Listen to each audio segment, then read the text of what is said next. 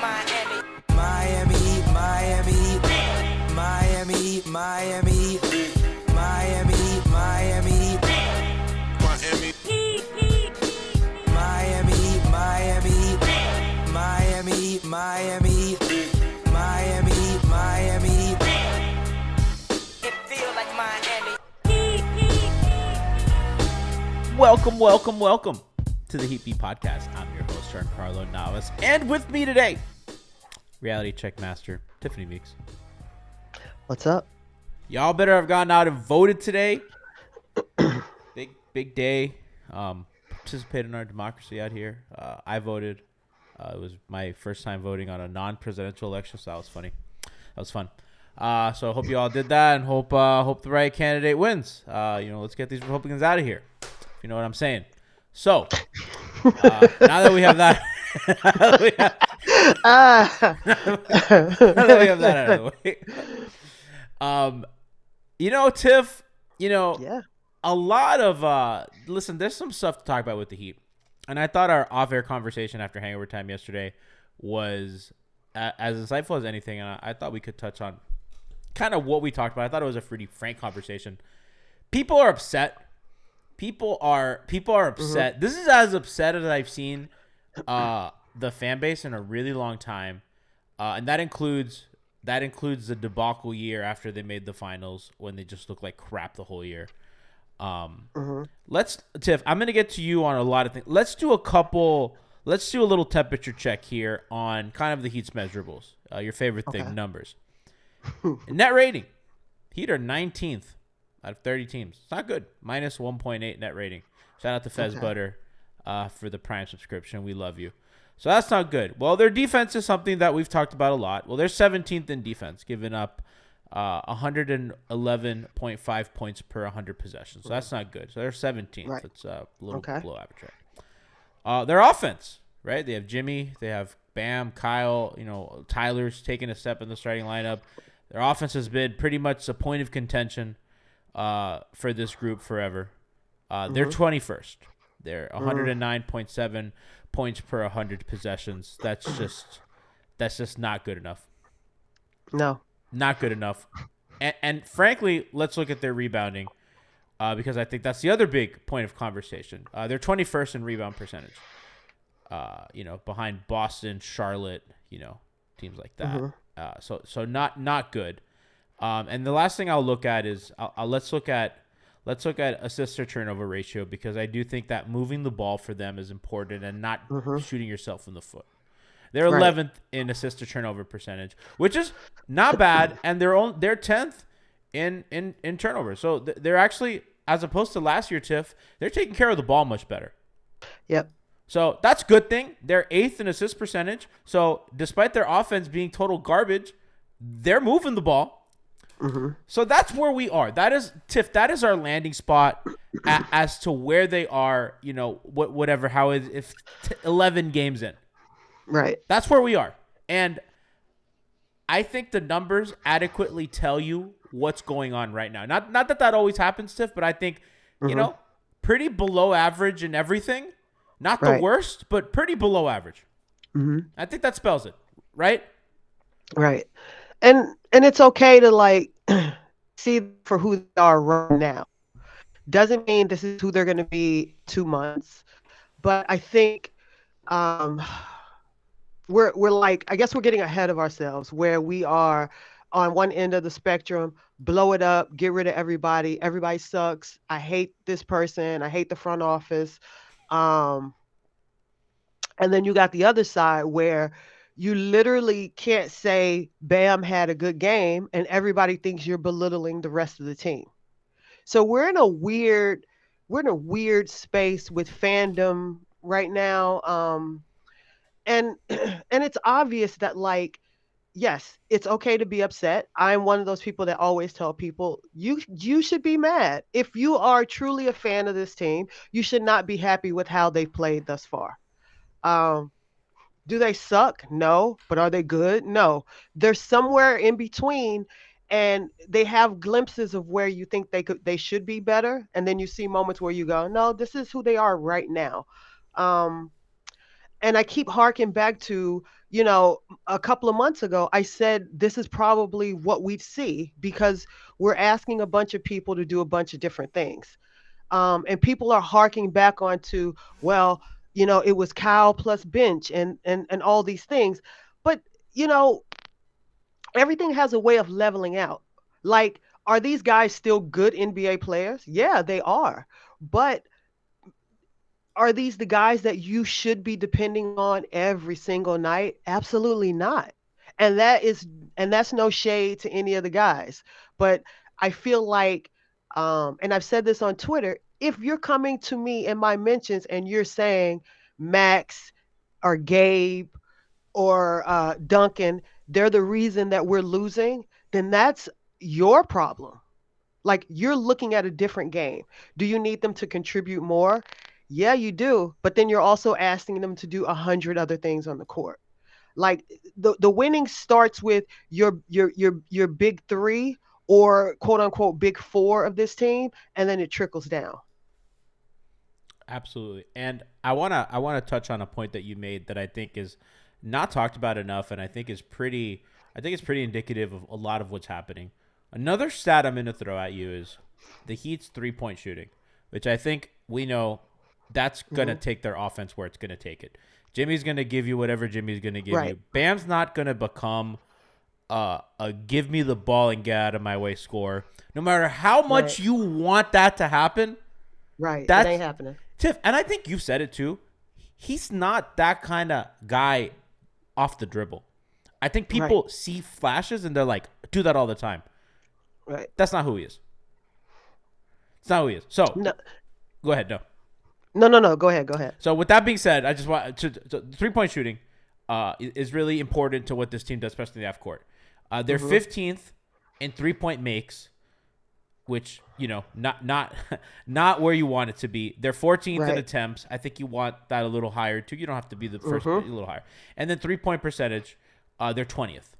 Right. So they're shooting 34.4% on threes in the year. And I think, Tiff, that falls on what you're saying about these guys doing a little more than they have to. Hmm. Max shooting 38%. I think that's good, but it's the kind of drop that Duncan had once they asked Duncan to do Right. more shit. And it's like, Hmm. that's the difference between you being like really fucking elite and you Hmm. being just a good shooter. Right. Duncan this year, 34%. That's Hmm. pretty bleh. Kyle Yeah. Lowry, 35%. Bleh. Which, by the way, last What? year he started like way worse. So fucking Right. count your lucky Where's stars. Gabe? Gabe, 30%. Yeah. Bleh. But you see the trend. Hero, Um. 38%. That's fine. But you need him. That's That's that's another one you need him to have more. yeah. But you see the trend with and the other guys. I would assume they probably shoot more threes than Tyler. Like I don't think I actually like to see him shoot more threes.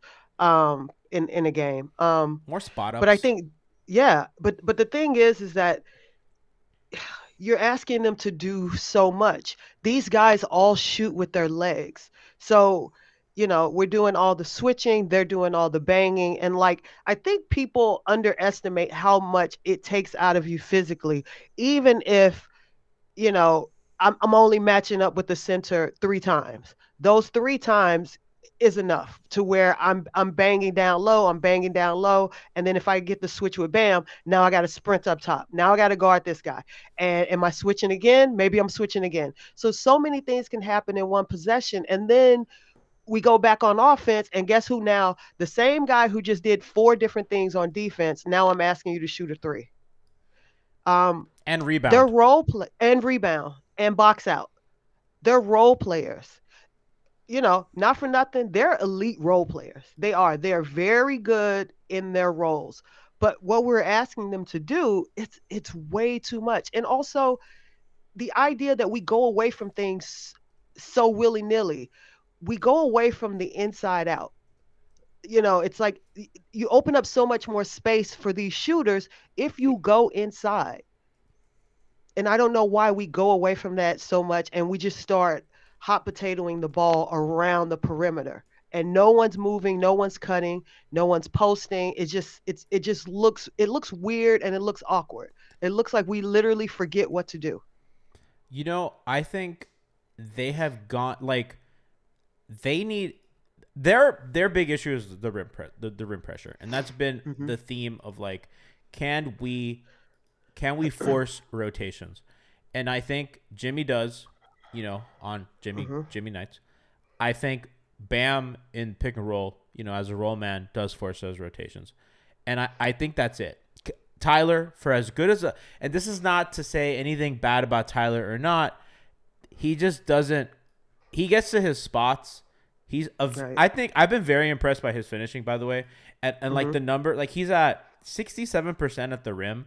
For him, that is such an incredible. That's higher than Jimmy's had in his whole career. Jimmy has not had a season Yeah. where he shot that at the rim. Like, I cannot express like how happy and proud I am of him for, at his size with his limitations, to be such a good finisher, and they're crafty, difficult finishes.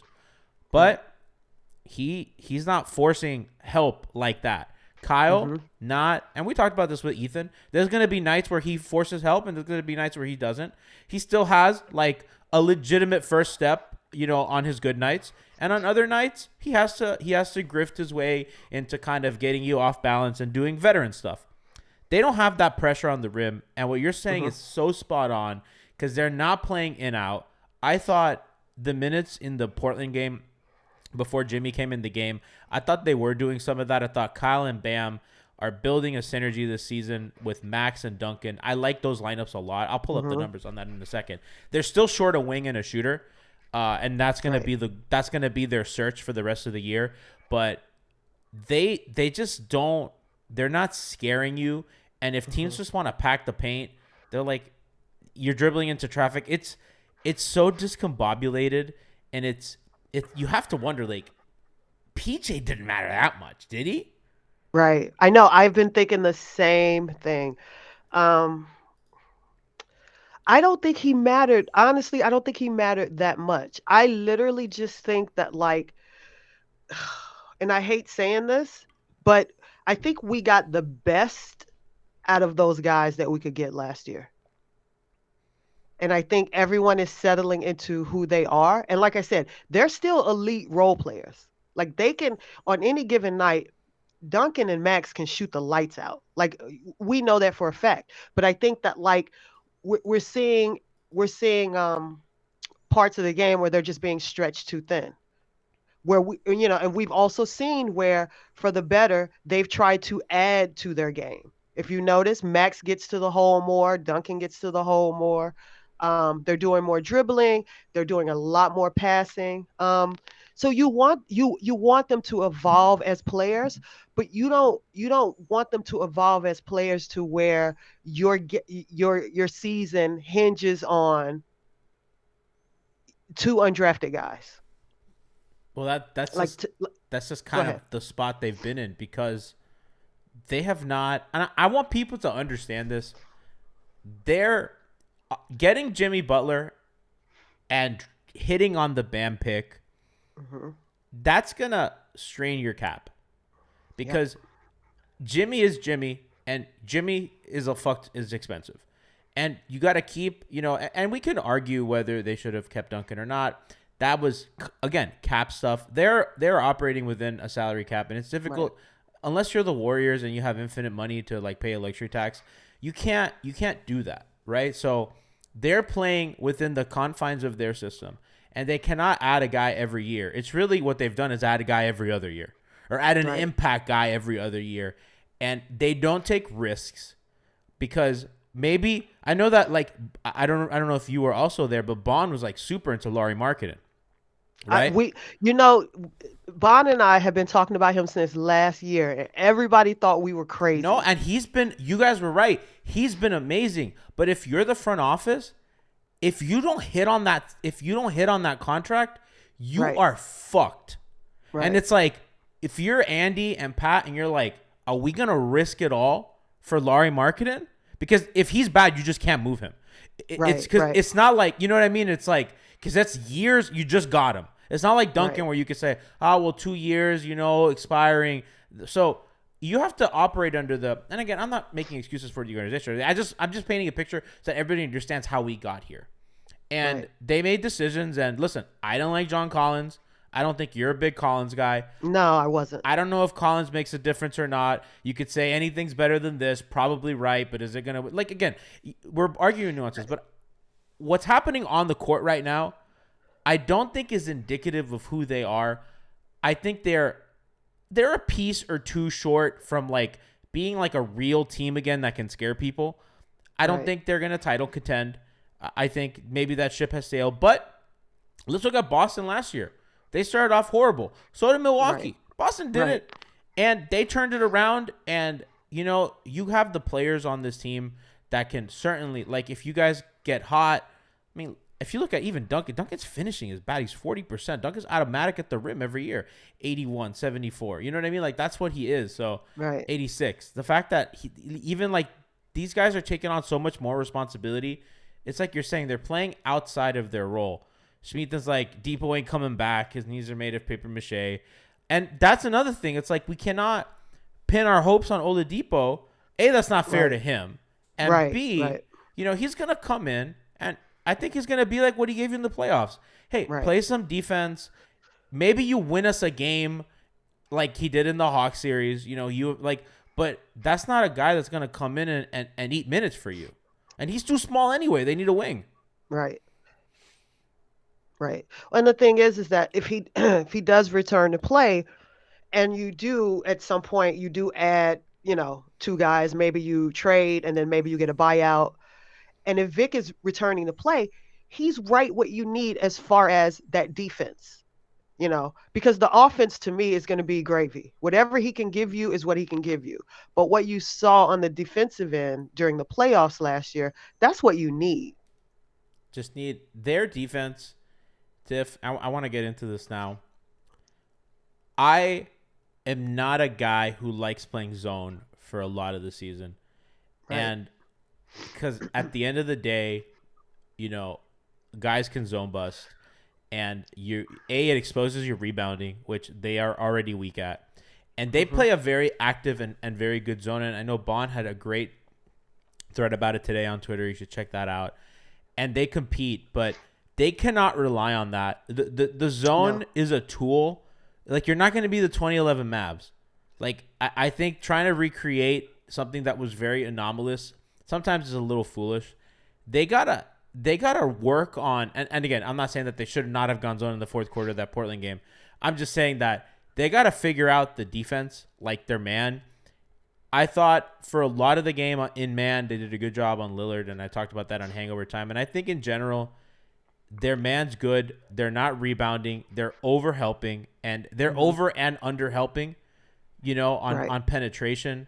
They have to secure that. I think there's too many guys and too many new roles, too many lineups that they're not super familiar with because they're a little smaller and the help is a little different. And I got to be honest, I don't think Bam and Jimmy have been as sharp on that end too. And I think a lot of that is because Jimmy, I think, has been really, really sharp in passing lanes. I mean, he's been good at the nail. I think Bam has been good, but not, obviously Bam is held to a standard of like, you're a defensive player of the year candidate year in, year out. I think they gotta gear it up a little bit. They gotta get another piece to kind of bulk them up. And then you kind of see where your rotation settles. I want to get your thoughts on what I just said and how it regards to Caleb, who is 30% from three on the year after a bit of a hot start. That's not good enough. 59% at the rim. That is really not good enough because you're there to be athletic and make plays at the rim. And he looks healthy because remember, after last season, he kind of slowed down with that injury. He's looked good. So I think he's an interesting part in this. I don't know what to make of him because his lineup data is good, but something feels off. Right. No, we were talking about his numbers the other day. The numbers are good, but if you're watching it, that's where sometimes the numbers are misleading. Because when you watch it, there's just something that's a tad bit off. And there's also just something to be said for he's the guy that would come in and relieve Jimmy, give you a quick 5 points, and play stellar defense. You take him out. 15 minutes later, you'd put him back in. That's who he was. He gave us the energy. He was electric. He gave you the shot in the arm. And now that he's out there in the starting lineup, there is no electricity coming from him for the most part. He's literally and not for nothing, but he's trying his damnedest out there. Like he's guarding up, he's trying to crash the board, and he's our best point of attack defender. Like he's trying to do all these things, and him doing all those things, it takes away what makes him special for us. A couple of things from chat. Shades Fitty said, "Tiff 2022, the numbers are good. Tiff 2021, fuck them numbers." Alex O. Sajam in chat says point of attack defense. Also says Caleb minutes aligns with Bam mostly, so his minutes would look better. That's absolutely true. I'm actually curious. Let me filter his stuff without Bam, because Bam has really been the litmus test for Miami. Right. When Bam's not on the floor, Yep. they're really bad. I'll give those numbers because I gave them on Hangover Time yesterday. Real quick, when Bam's on, they're plus 3.74 net rating. When he's off, they're minus 12.78. Tiffany, I think you had said, I don't remember if this is on air or off air, where you're like, that on number, while it's positive, that's not good enough. They got to be winning by like No. 8, No, 12. it's not. You know what I mean? Yeah. Yeah. He's too good for that. Well, and also the thing about it is that like, and we had hopes at some point that like, because there is something interesting happening with Jimmy's offense, and his defense has been stellar, but his offense is there's something that's not right about it right now, and I don't know if because there's points in the game where it looks like he's trying to get others involved. Last night, he literally passed out of I don't know how many open layups to try to get shots to the 3-point shooters where he had, he was literally right under the rim and he just kicked the ball out. But his offense doesn't look good. His burst doesn't look as good. Um, I don't know. At the rim, his touch doesn't look good. So I don't know if his body just still isn't ready to be in regular season form, or or if there are other things that are just nagging him. And one of the things could just be mentally, as far as how to keep this team afloat, how to get these guys going, how to keep this team interested, because that's also a big thing. Like it was deflating losing that game yesterday Yeah. for a fan. So I know it was 100 times worse if you played in it. Um, so Jimmy, being the leader of the team, now he's got to get them ready for tomorrow. Like they can't lose. They can't lose It's to the tomorrow, Hornets. right? Yeah. No, Thursday. Thursday. Yeah, like you can't lose that game. Like this is like I'm sorry, like I understand y'all That's down and DEFCON out. 1 shit. You know what I mean? Exactly. Yeah. But you cannot lose that. So I think there's a lot. Well, we know Jimmy can put the cape on in the playoffs and just go get you 40. Like we know that. Like no one's ever questioning his heart, his will, his skill. But he's got a different type of leadership that he needs to do right now. I think they need a little more from him too, which Offensively, they do. like I think of, and I've talked about this before, where I think Heat fans in particular, like when we watch Dwayne, like Jimmy against the Kings, what was it? 13 points, 6 rebounds, 7 rebounds, 6 assists, right? That Right. that 13 points, that 13 points, not good enough. And if you No. watch Dwayne Wade never gave you the 13-point night. Right. Right, especially when you needed him, and that's the thing I think, as an adjustment for somebody, because we watched Dwayne and LeBron for the last 20 years or whatever, right? I mean, Right. and then we have Jimmy, who's a different kind of star, and it's just life in the NBA, because those guys that never have an off night, it's funny because you grow up with Dwayne, like I did not know what it was like being a fan of an NBA team and not having Dwayne Wade. And then Right. or LeBron, and then all of a sudden, that leaves you, right? Or these guys age out Right. and everything, and you realize, oh wow, those guys were great because they literally never had a bad night. Right. Right. And even the bad night, most NBA players would take that. You know, it's different because Jimmy's a different type of player, and I don't, and the thing is that I still don't know if like we can't have playoff Jimmy all year. Like I don't think it's feasible to That think. man can't survive it. Right. So I don't think it's feasible. But what I do think is feasible is like 22, 5, and 7. Yeah, he's Like at I right now. He's at 20. He's at 26-6, pretty much with 2 steals. yeah. But But that's like the Jimmy Butler. that's Like if right. you think of Jimmy Butler, I'm thinking 26-6, baby, and 2 steals. But the thing is that like that's gonna ebb and flow too. Yeah, and And he's up and down. yeah, he's up and down. And that's the thing. Like, and you know this, and you accept it because you know if you can get there, the payoff is the playoffs. Like you know what the payoff is. I think that like they're just not good right now. There are what happened? Facts, just Oh facts. no, I just think they're not good right now. I think there are things they can tweak within this roster to kind of keep them afloat until the trade deadline, which is I don't want to see anybody gone. And I keep saying I'm the proponent of yeah, like the movable contract is Duncan and then whatever else you need to add to it. But I'm also the proponent that like why are we moving Duncan for a Jay Crowder at this point? Is Jay Crowder going to make that big of a difference? And this is where I'm at right now. Like, why would you do that when you could have the whole off season to then reshape the team? I think And, when they have a move that they like, they'll do it. I don't think they're right, gonna. You know the thing with Miami is that no one here is like GMing or coaching for their job.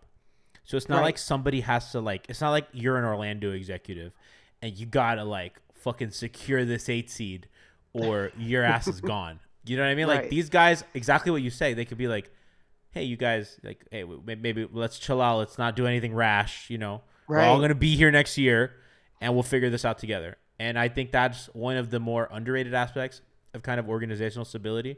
When people talk about culture, I think of that. I think of like right, these dudes are clearly good at their job, regardless of what people on the internet might say. Not that they're infallible and they don't make mistakes, but you know they're clearly good, and they'll figure it out together. So, by the way, a little update on those Caleb numbers with Bam. Bam and Caleb together plus pretty much 7 net rating, very good. uh-huh. Bam no Caleb -1. Mm, Caleb no Bam -12. mm, Which makes sense because really he's like the other wing defender with Jimmy. right, Like really they have 2 wing defenders. It's Caleb and right, Jimmy. And Caleb, honestly, I think you'd rather him guard down, not up. right, right. Well, and that's the problem because you'd rather that, and then realistically, like you like to see Max guarding a 2 or 3, not a point guard and not a 4 or a center, but this is where we are. You know, this is you see Kyle getting smashed under the basket trying to box out, like like this is where you are right now. It doesn't mean you can't get better, and that's what I keep saying to people. Like, all right, they look a hot mess, but a couple of tweaks, you can win 2 or 3 games here. You can win another 2 or 3 games here, and you can kind of get yourself out of the hole and get yourself somewhere respectable by the deadline. And that's all they need to do. They just need to be respectable. And honestly, I'm going to say it like this: they need to be in that 5th or 6th spot by the playoffs. And I'm sorry, by the trade deadline. If they can hover around 5 or 6, which they possibly could, where you have um, what's his face, Harden, who's out. He's out for like a month. Embiid will be out. We already know that. Like, really, he's not gonna like. That's just what it is. Um, nobody's a world beater right now except for the Bucks, and they just And lost. Cleveland. And Cleveland, like those are the world beaters. So if you can just stay respectable until the deadline, you never know what could happen. Schmeathan says G and the Heat have the same issue, too many roles. Chase Fitty says new pod idea. We discuss Chicago Bears football I don't think their season is going. I don't watch much football, Tiff, but I don't think their season. I don't think that's something you want Listen, to we talk about. rebuilding. We are rebuilding. They have a Like, plan, damn it. we have a plan. Listen, we're about to have a top 10 draft pick Mm, and over $100 million in the cap. mm. Yeah, after this season. Yeah, let's go. So we rebuilding for one season and we about to take off. Now, I don't know what the Heat doing, but We're we're gonna find out. we'll figure it out with them. We're gonna find out. I mean, a lot of teams a lot of teams ahead of them. It's not like you're saying. These teams ahead of them are 6-6. Right. I think Boston, Atlanta at 7-3 have kind of separated themselves early on too. But like Sixers 5-6, Knicks 5-5, Right. and the Knicks are the team. Everyone's like, the Knicks are good. And I was like, okay, well they're 5-5. So Right. They can slip in there and grab one of those spots, and let's say you make a move or two, and then you learn on the fly, and you can just kind of play your way in. I just think that, like, you don't need to ring the alarm, but you don't have to sell false hope either at the same time. Like, Yeah. you can say what it is, um, and be objective about it. Last thing, we'll get out of here. So they have your boy Big Daddy Kane, a Lil Daddy Kane, I should say. I'm ready. You got Kane. I'm ready. You got Jovic, and I think those guys. The Highsmith, I'm out. I'm just done. I've seen enough. Hamish to not. He just be tricking us. Yeah, I'm done. I don't need that. We've seen it, and I'm it. I'm down to see what Jovic and Kane bring, and those are guys that you can slot in to kind of fill some minutes at the wings. Maybe play them, with Max so that Max doesn't have to take on that load defensively. Mm-hmm. The fact that like Max was guarding like Winslow and Dame, I'm like, I don't like this. Yeah. No, I didn't like it at all. That's not and Max, I thought when he was targeted in the playoffs last year, did a really, really good job of holding himself, not letting himself get picked on. But like, bro, we cannot put this guy through the ringer for 82. He's a shooter. He's a pretty boy shooter. That's what he is. Well, and this is where you kind of circle the wagons and you go, is this what we really miss in PJ? Like, it's a stabilizing force. Because the same thing happened with Crowder. Crowder left, and they looked like this, and it was like, holy shit, really? Yeah. Was it that bad? And then we made it. We said, oh, it was the short season, which I believe had a lot to do with it as well. Oh yeah, all that. But you missed that guy. You missed that force, that piece that stabilizes your rotation. Yeah, and I think that's what the thing about it is with, like, because Max was starting last year, and Max had the benefit of playing alongside Bam and PJ and Jimmy and Kyle. So you flanked him with really good defenders. So even if he had a misstep, there was a coverage, and he was learning from his mistakes on the fly. You're putting him out there. You're putting Duncan out there. You're not flanking them with a lot. And I think at some point you've got to give Kane a run. You've got to give Nicola a run, because you have them, and do it to part. Like, let's be realistic. If you lose to Charlotte, I fully expect to see those guys in the next game, because at that point, I really do, because now it's like all hands on deck. It's, Tiff, I went to the game yesterday and I had such a good time, and I was watching the game and I thought they were even playing really well for most of it. Obviously, they blew the fourth quarter. Felt the same at the Warrior game. I was like, wow, they really put like these great stretches of ball together. And they had like these flashes that you're just like, yeah, I know that's a Heat team, I know. And then they just they cannot score. I think the defense is something that we'll have to look at closer later. But I think right now the offense is like really like, these motherfuckers can't score. Right. And the end of that Indiana game. Oh, I know. That was, to me, that was like, that's as alarmed as I've been. Because I'm like, that team fucking sucks. They're 5-5, but Yeah. that team fucking sucks. And I know Jimmy wasn't there, but like you really couldn't like Right. get anything down the stretch. Or was it the Kings game? Right. One of those shitty One- teams. You know, Well, the thing is that like we also just revert to chucking up threes and not shooting threes within the flow of the or offense. you get Like, in the paint and then everybody passes uh, around, and then I'm like, what are you doing? yes. Yeah. Yeah. It's interesting. I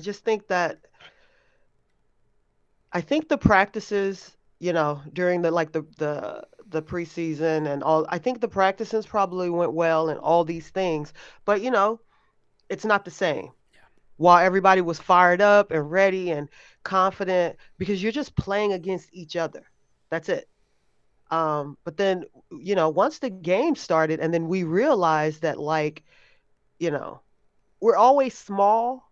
Like we were small last year. Like let's be honest, we were small last year, but PJ had girth and he's a mean motherfucker. Like that's it. Like if the ball's there, he wants it, he's taking it. We're missing a little bit of that. They're The small on the nasty. wing because We're like missing some they're nasty. missing that. They're missing edge and Caleb Yeah. would bring that edge off the bench as a starter. It's not the same. Right. It's just not the same. It's just not. It's not the same. There's something wrong. I just wanted to like. I wanted to say today that I think people need to stop hyperbolizing. They're not shit. It's only Right.